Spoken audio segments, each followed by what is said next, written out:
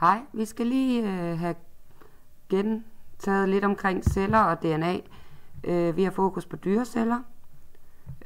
Dyreceller er i alt, det er i regnormen, det er i os, det er i alle levende organismer. Der findes mange forskellige typer af celler. Der findes hudceller, der findes nerveceller, der findes blodceller.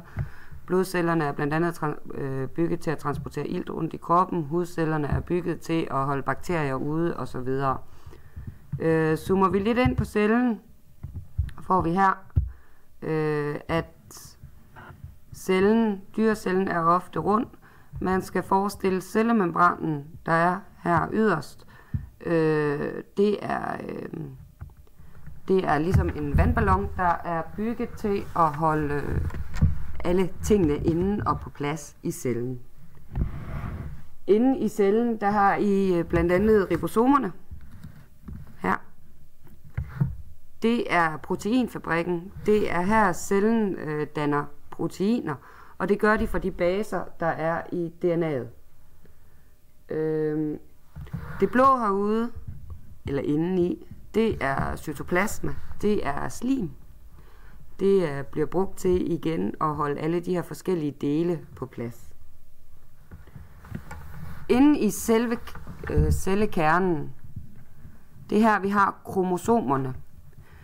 Kromosomerne er i virkeligheden DNA, der er rullet op omkring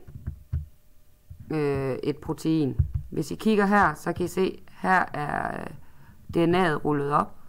Når vi så ruller det ud, så er det, vi får de her 4 baser, A og T, og C og G. Det er ligesom det, der koder, ligesom når man koder en computer for, hvad er det, den her celle kan, hvad er det, den har af opgave i kroppen, i jeres personlighed, i alt. Sådan en cellekerne, den har også sin egen kernemembran. Et DNA-molekyle, det er langt, når man ruller det ud. Og her bliver der jo så taget en kopi af hele DNA-strengen, så den kan dele sig og danne nye celler.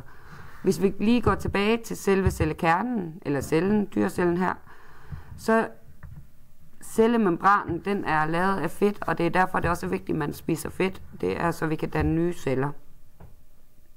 Det var lige en hurtig repetering af dyrecellen.